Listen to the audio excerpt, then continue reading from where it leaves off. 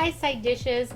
You know, the holidays are right around the corner, and for many families with children with disabilities or autism, holidays are just really stress-inducing, and it just makes many families want to shut down and not do anything. So if you want to learn some tips and tricks on how to get through the holidays, stay tuned because that's what we're going to talk about.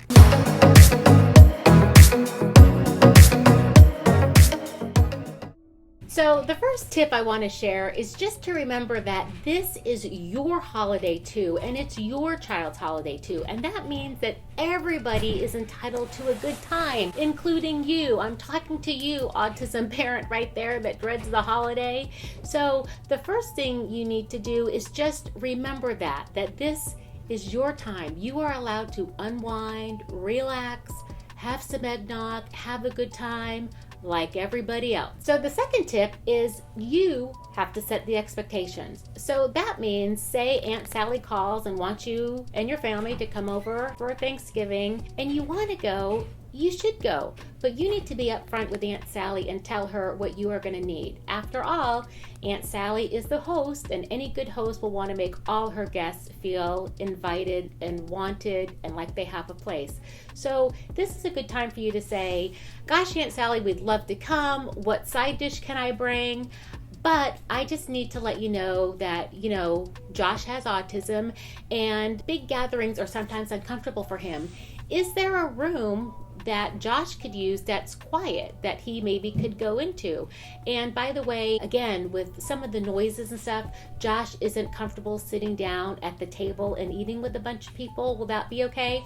And he's really a picky eater, but don't worry, I'll bring all of Josh's food. We're going to probably need to tell all the cousins and the other children there that Josh doesn't really like to play with other kids and he's not great at sharing. So do you think we can do that too? All I'm saying is that when you're going to go, just let them know what you need. Make sure Aunt Sally knows, like, yes, Josh can go into my room and he can, bring his toys or his video games or his music or whatever, and we can close that room off and tell the other children that they can't go in there because Josh is in there. You need to have these things set up front and just let Aunt Sally know what you're going to need. Just, let her know that Josh probably isn't going to eat with you guys, or that Josh might wear a headband or earphones, or that Josh is a picky eater.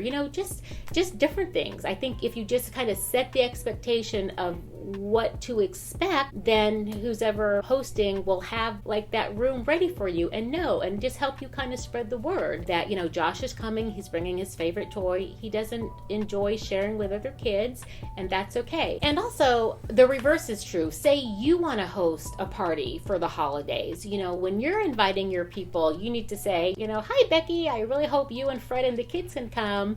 And by the way, I just wanted to remind you that Josh does have autism. So when your kids come over, if you could just give them a reminder that Josh might like to spend time alone in his room.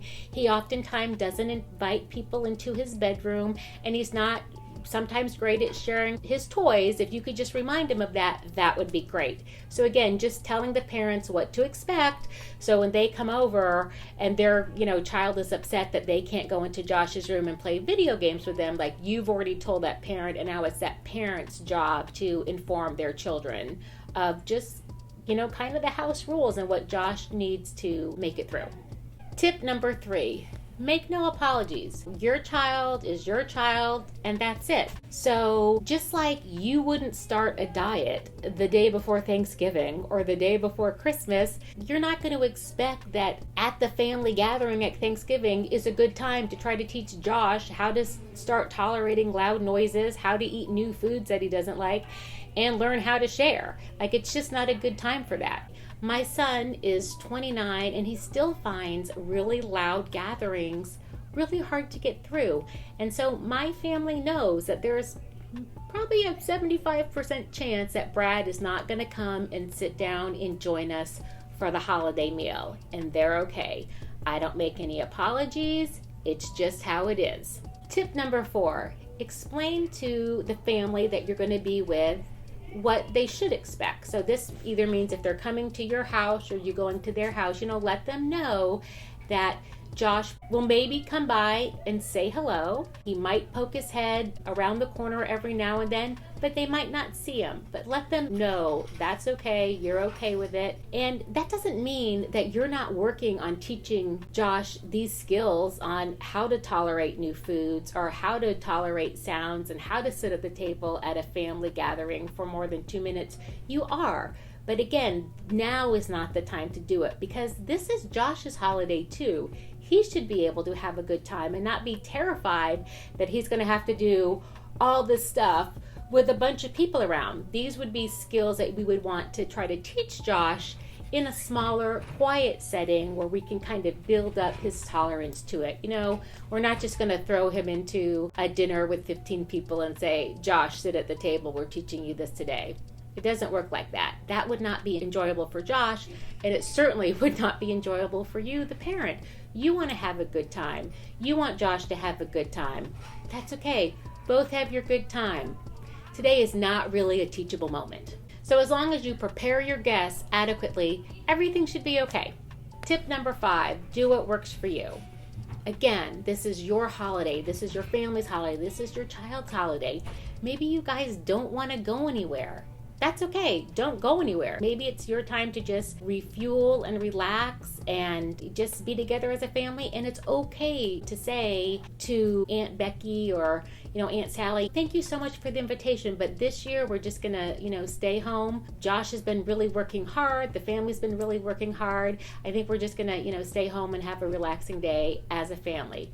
And that's okay too. You don't have to accept every invitation. Your family needs to understand that, you just have some different side dishes going on in your life. One of them is a child with a disability, and it might just be so stress-inducing for you and him.